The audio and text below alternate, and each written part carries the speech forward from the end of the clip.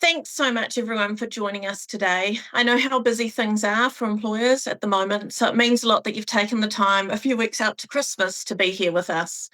When you're already dealing with the day-to-day pressures, keeping up with immigration settings on top of everything else as a business owner or a people leader can really feel like a lot. For those I've not met before, I'm Tanya Gray. I'm one of the directors of People Inc. Group. My work focuses on helping employers build stable and confident teams by bringing clarity to the people side of the business.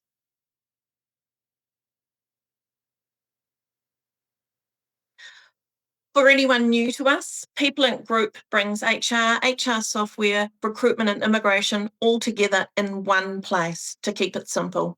We help employers solve their problems and their people issues with integrated end-to-end support. Everything we do is shaped around what your business actually needs, not a generic template or one of those nasty one-size-fits-all approaches. That's not what we do. We see the challenges businesses are facing right now. Many are trying to stay afloat, stay compliant, hold on to good people, and fill roles that are getting harder and harder to staff locally. For employers who rely on migrant workers, and there's many of you obviously here today, those challenges multiply when the rules or processes change, and we know that's a constant. The hardest part is often knowing what your options really are and getting the clear advice that you can actually understand that fits your situation.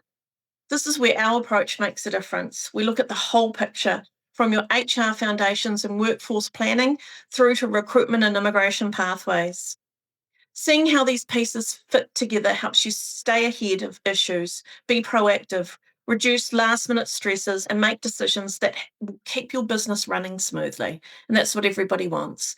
It also gives you confidence about when to retain, when to replace, and when to recruit internationally based on what will work best for your team and your business. That's why today's session matters. If you have migrant staff or you're considering it, you need to understand what these new Immigration New Zealand settings mean for your people, your business, and most importantly, your next steps. So with that, I'll hand over to our other director and licensed immigration advisor, my husband, Cameron Gray, to take you through the changes, what they mean in practical, easy to follow terms, and how you can plan for the year ahead with more certainty. Over to you, Cam. Right, good afternoon. Thanks for coming along. There's a lot to get through, so this is being recorded just in case you miss anything. Really quickly, those that don't know Visa Aid, we provide New Zealand and Australian immigration advice, application management for businesses as well as individuals. Given our close relationship with Recruit INZ, we have a strong focus on accreditation, job checks, and AEWV applications. For those that don't know me, I'm a licensed New Zealand immigration advisor as well as a registered migration agent for Australia.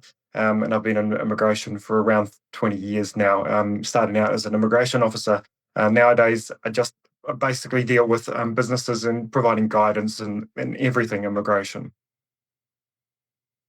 Just looking at the agenda quickly, we're going to take a look at the recent changes for accredited employer work visas, and then we'll just have a look at the recently announced skilled residency update. There is a bit more information that has been released since the last webinar. We'll look at extending AEWVs. There was a lot of questions about that. We've covered that in previous webinars, but I think it's really important to have a go through that again. Lastly, we should take a look at the important parts or the important things to consider when you are looking to recruit migrant workers. Just a really quick disclaimer. This webinar is for information only. We strive to have all the information up to date and accurate at the time of this presentation. But you should seek professional advice before acting on anything you hear or see today. Right, so let's take a look at these changes to AEWV. Now, firstly, we've got the National Occupation List, which has been partially introduced into AEWV on the 3rd of November. We were originally promised 91 occupations, but we only have 87. Not too sure what's happened with the missing occupations. I know of a few occupations that are a higher skill level in the National Occupation List and haven't been brought over to AEWVs, which is quite frustrating. Still, there's quite a lot of winners here, and I'm going to give the first prize to the concrete industry. They are getting a concrete commercial, which is skill level 3. So that industry has really suffered with a skill level 5 occupations for so long. So it's really good to see a skill level 3 occupation there. I'll give the second prize to the tire industry. They've gone from 0 skilled occupations to now having 3 occupations to select for. So happy days for the tire industry. What does this mean? This has created more opportunities for especially the 36-month AEWV holders to extend for another 2 years, because there's a different occupation for them to apply for. So if you really want to have a look through the list, it's up on the should be up on the website, immigration's website. If not, let me know and I'll get it to you. But it's going to provide opportunities to extend the work visas. And just please note that it's not in residency at the moment. It's only in AEWV. We think it's going to come into residency next year, but we haven't got that confirmed yet. We've got a new website where all the market rates will be found, so please take note of that website address. Immigration officers will use this website as a main source of market rates. So this brings a lot more consistency to the way they're assessing market rates, and which is only good. I really struggled with SEEK's salary guides, that's for sure. We've got 2 slides here for this one. They changed in August this year the wording about location for AEWV. Location is, if you've ever spoken to me, is problematic in AEWV. And so they've reworded the instructions here. It doesn't really go that far enough as I see it. And there is a little note here, and the location of the proposed employment is relevant to determining whether the labour market test is met and the conditions of the corresponding accredited employer work visa. So translating that into layman's terms, if you get the location wrong in your labour market, if you get the location wrong, your labour market testing might fail, and therefore the job check's going to fail. And or if the job check wasn't approved, your worker gets the visa, your worker could have issues with the location condition on their visa. So there's there's a lot to this. It's a confusing thing. The actual visa itself is really what needs to change, the wording of the location condition. But I'll leave it there. I won't go into further detail. If you want further detail, call me, because I'll gladly provide you with all my gripes about the location clause. Right, quickly onto residency. There has been some update to the new pathways. Unfortunately, the update is not enough. There's still not enough information about it. But it's really, really important for employers. This might be your only way to extend or to retain your workers. So we need to understand these categories. So we've got 2 of them, and as per the previous webinar we did, we've got the skilled work experience pathway. This is for migrants in skilled roles that are ANSCO 1 to 3 that have at least 5 years directly relevant work experience, including 2 years in New Zealand, earning 1.1 times the median wage. So that's one new category there. The other category is trades and technicians, and that's for migrants who are in specific trades or technician roles. So there'll be a list, and who hold a level 4 or higher qualification and have at least 4 years post-qualification experience. I'll go into that later, including 18 months in New Zealand paid at least the median wage. So both of these are not available right now. It's August 2026 when we think that they'll become available. So just taking a quick look at the first pathway there, the skilled work experience pathway. So we, thinking ANSCO 1 to 3, total of 5 years directly relevant work experience, and 24 months paid at that 1.1 times the national median wage, which is $36.92 per hour for those. Current. That might change in February, so be careful of that. Now, The one concern I've got is if you've got a migrant worker who's on a skill using a skill level 4 to 5 ANSCO right now, but you feel that ANSCO code was wrong and that they're actually in a 1 to 3 occupation, I wouldn't argue the fact with immigration. I would change that ANSCO code, and that's doing a new job check. We've got to think about the definition of directly relevant here. We assume that work experience in an ANSCO 4 to 5 role is just not going to be accepted. If they're working now and they're using a 4 to 5 ANSCO code, that work experience is not going to count by the sounds of it. So I would consider changing them as soon as possible. Secondly, you might be considering paying the workers now 1.1 times the median rate, so they can get their 24 months in.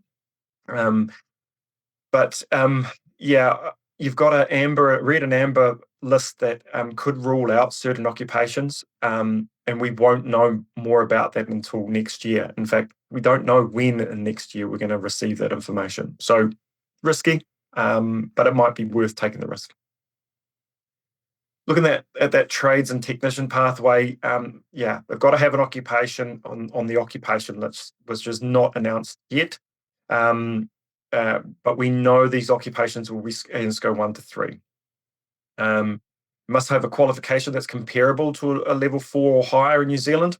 So, overseas qualification could be assessed by the NZQA. And here's the kicker. Have at least 4 years post-qualification directly relevant work experience, including 18 months paid at the median wage.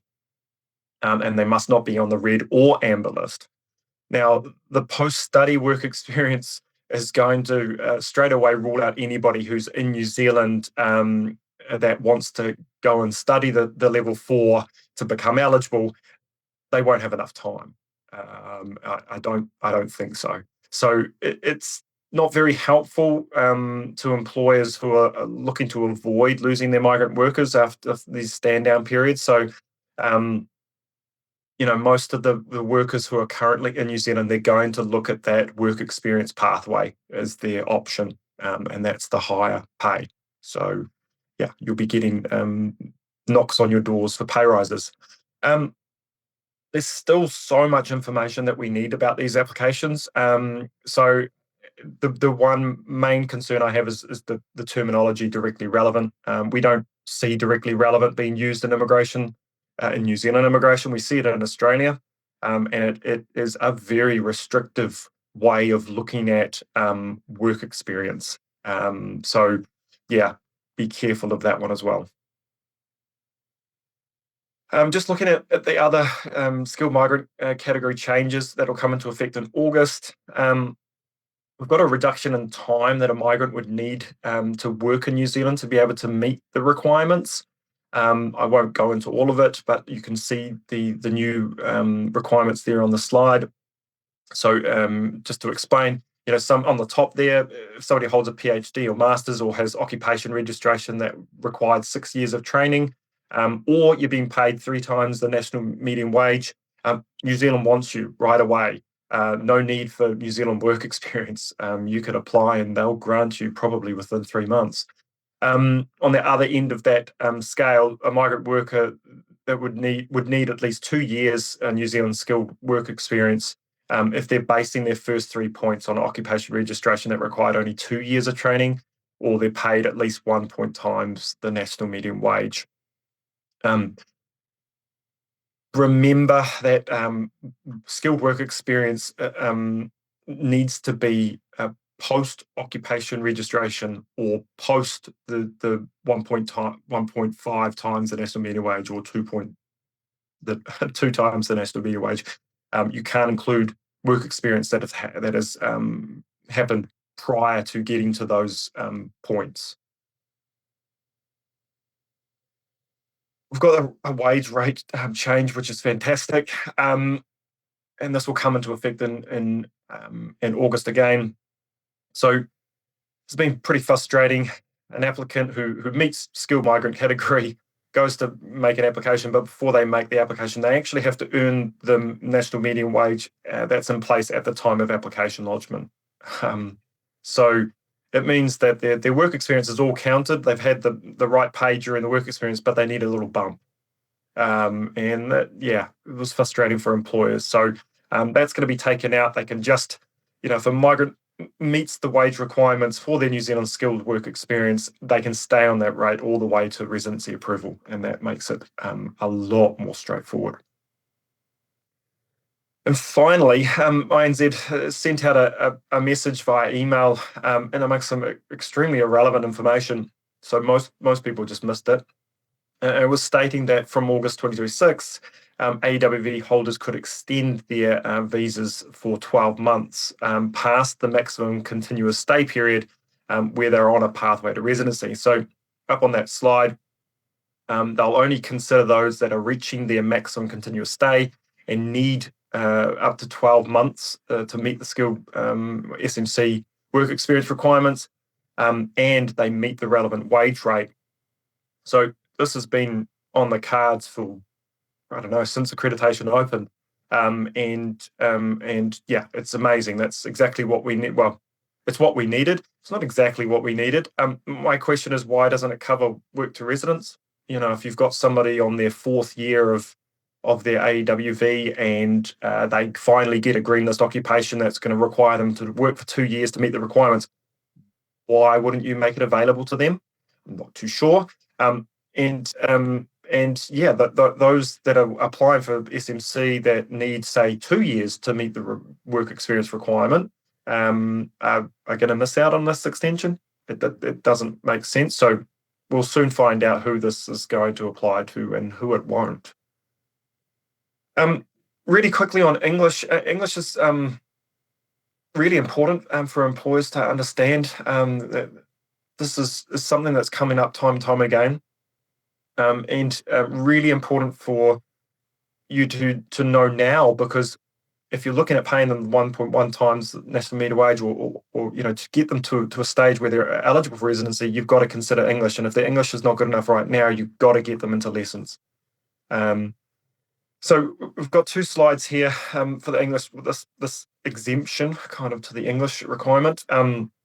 So they don't need to provide an English test if they can meet one of these requirements. So you've got 2 qualification requirements which would fit most of our clients' businesses.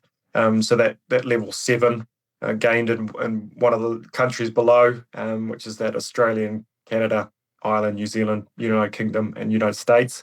And they studied that qualification for 2 years. That'll mean they're exempt from an English test. Just here is another qualification. It's a higher level qualification, same countries, but studied just for 1 year.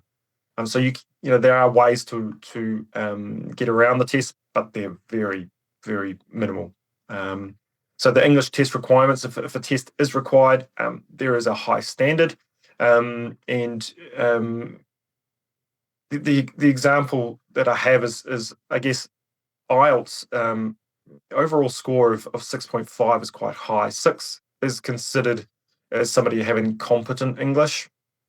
They might make a few mistakes here and there, but New Zealand's asking for slightly higher than that, and we know that the minister's well aware of the fact that the English score is possibly a bit too high. It's higher than most of our competition countries, Australia, Canada.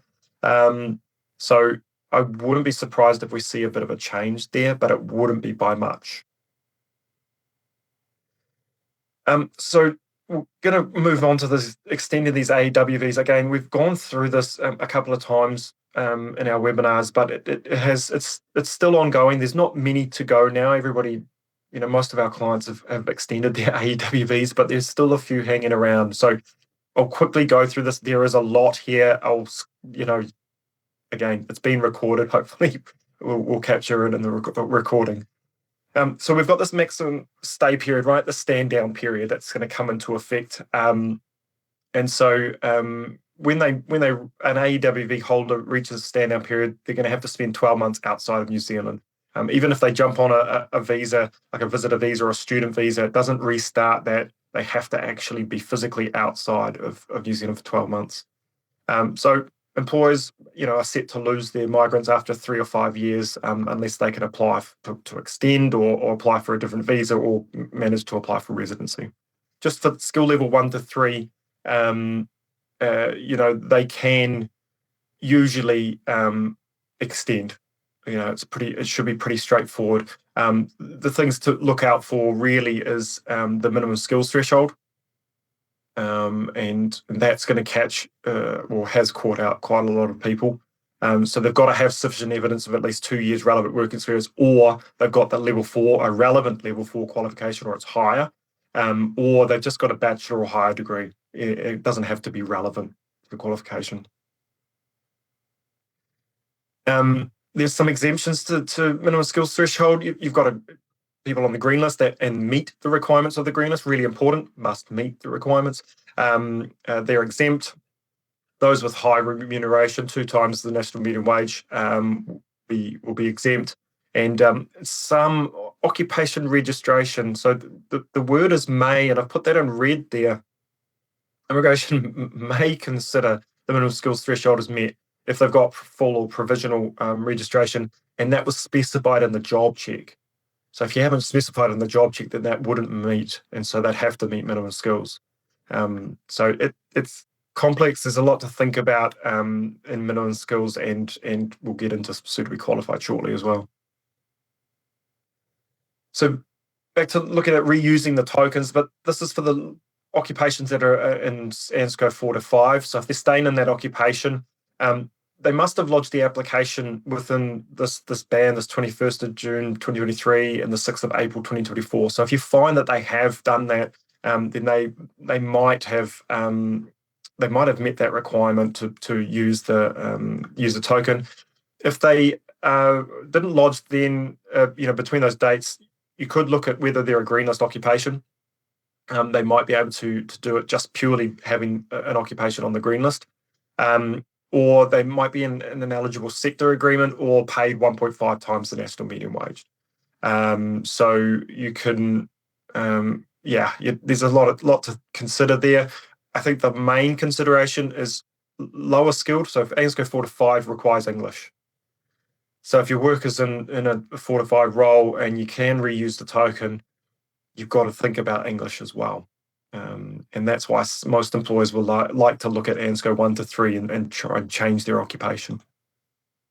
So looking at changing the occupation, the ANZCO code, but keeping the same position, right? So your initial job check for the worker used an ANZCO 4 to 5 role, used 4 to 5 code, and the worker doesn't meet the requirement to use the token. So we need to look at whether that ANZCO was correct, is it a better match to an ANZCO 1 to 3? And if it is a better match to ANZCO 1 to 3, then, we should do a new job check for them. So they stay in the same role, but we're doing a new job check for them. All we're doing is just using a higher skilled ANZCO code. It's got to be a substantial match, though. That's got to be careful. And now that this NOL has come into, so the National Occupation List occupations have come into this option is opened up a bit wider. So if you've looked at it previously and it didn't work out, maybe you want to take a look at it again using these new occupations. If we find a new a better skill level, we'll do a new job check, and then they can apply for a new AEWV. You've got to keep into consideration minimum skills as well as suitably qualified, and also you might be looking at labour market testing, which so I'm going to highlight the fact that you might want to look at market rates when you're doing that, because the rate you're paying that migrant worker may have changed and you might need to pay a bit higher. But if you do this, take this path, you might be able to extend for another 2 years, and it might open up opportunities at this person gaining residency or at least supporting families' visas, because a lot of these guys can't support family. And as I say, proceed with caution. Immigration are always on the lookout for job descriptions that have been maybe inflated to make it look like they're skilled, to make it look like they're ANZCO 1 to 3, where really they're 4 to 5.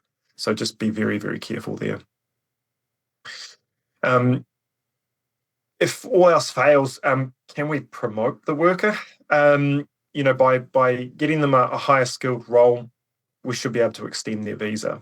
So if the ANSCO code that they're using looks correct, you can't get their visa extended any other way. Look at the promotion and see if that's possible.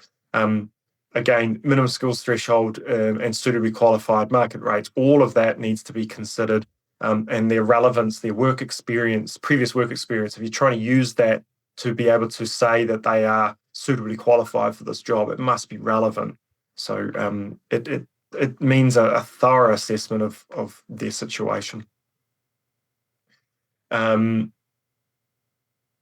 Just having a look at this. This was just another slide, just saying that there are some exceptions to that minimum skills threshold and suitably qualified. Again, I've highlighted the word may there as just something to consider, because it doesn't actually mean that immigration will accept occupation registration.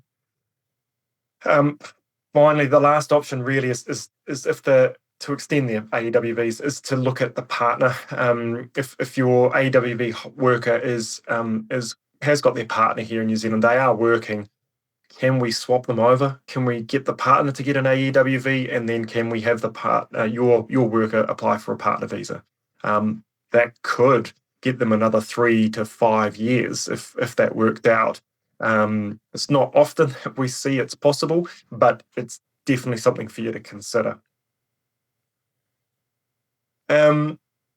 So yeah, just looking at these recent changes now and how they affect the way you should be recruiting, there's some key considerations that we keep in mind. So when we're recruiting for our clients, we're looking at these 4 main things as well as 100 others. We're looking at the green list. We're looking at what the ANSCO skill level is. We're looking at minimum skills and suitably qualified. And we're also looking at residency options, which has just got a bit bigger there. So I won't get into the sector agreement. If there's any employers here dealing with sector agreements and things like that, I'll deal with that separately, because that could be a whole new webinar. So firstly, the green list, if you've got an occupation that's on the green list, we could avoid AEWV entirely. So we'll avoid a job check or AEWV. So we need to check whether they have a straight to residence option and whether they can meet the requirements of that. If they can, then I would always push for straight to residence in 90% of cases. It just takes a lot of strain off the employer. If straight to residence is an option, but they still meet the green list requirements, it could be a waiver of labour market testing.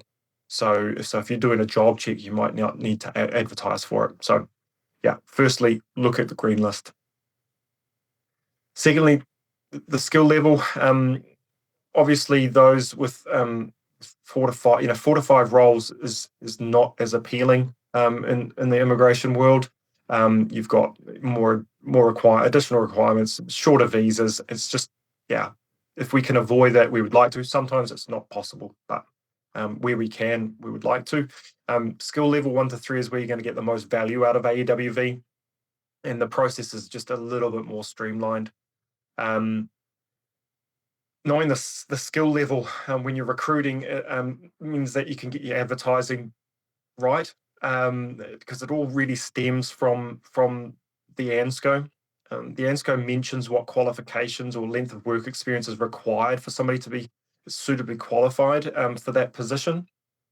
And immigration will look at that when assessing your job checks. So, if my advice is, if you're advertising and you're in a skill level 3 occupation and you advertise for 3 years relevant work experience, that's in line with what the ANSCO is saying.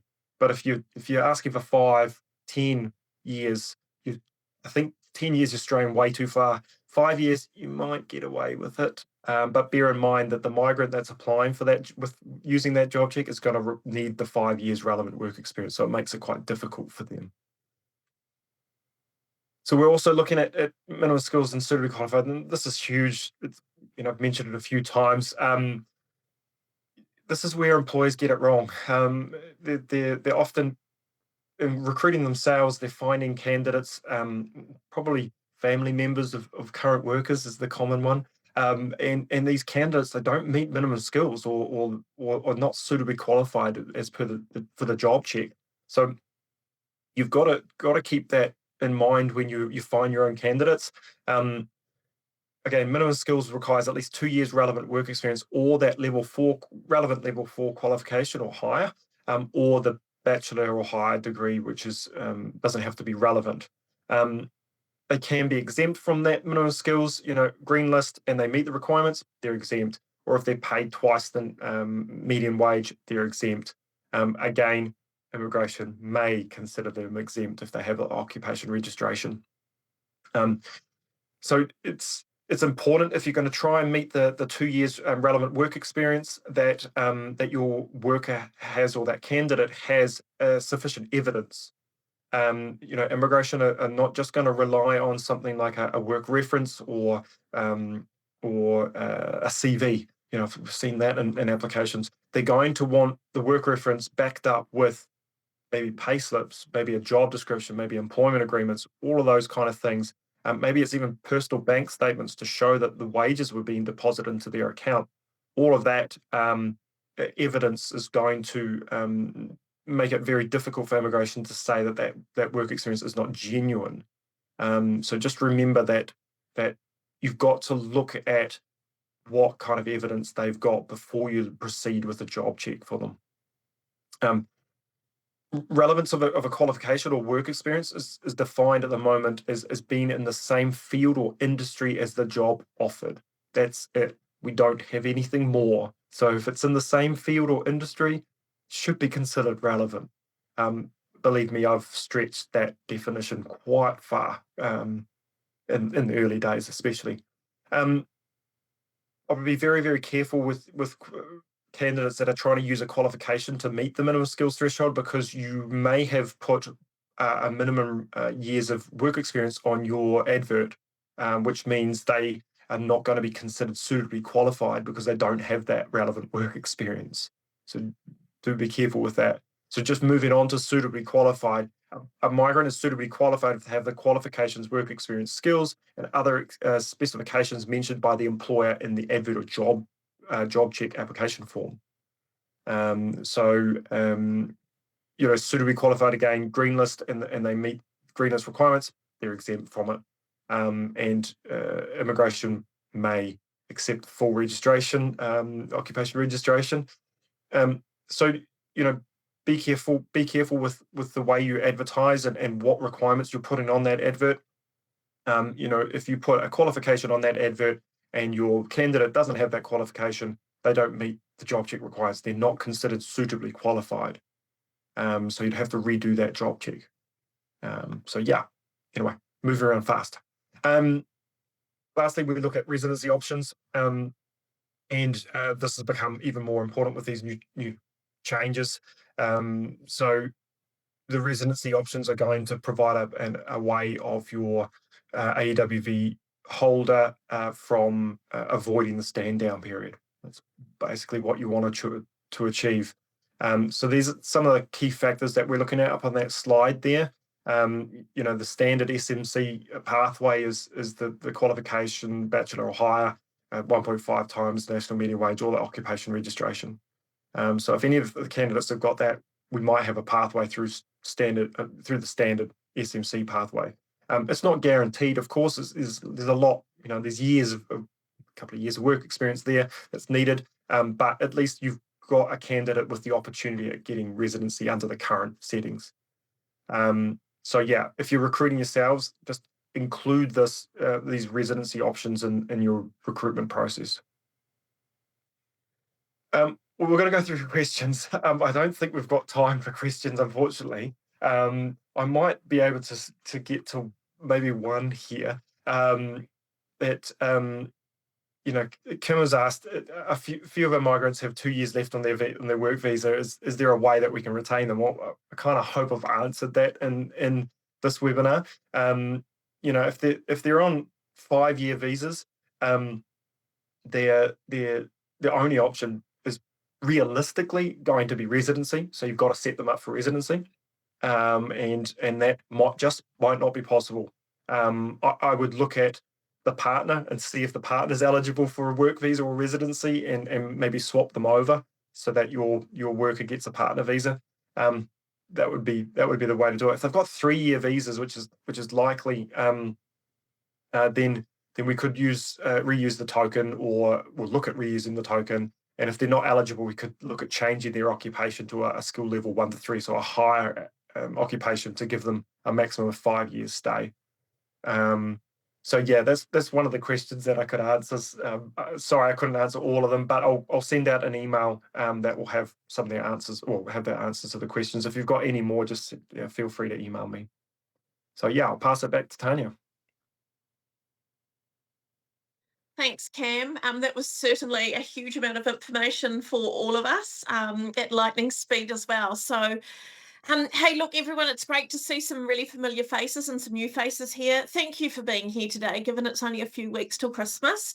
Hope the session's given you some clearer direction on what these settings mean, for you, your people, and most importantly, your next steps in the business.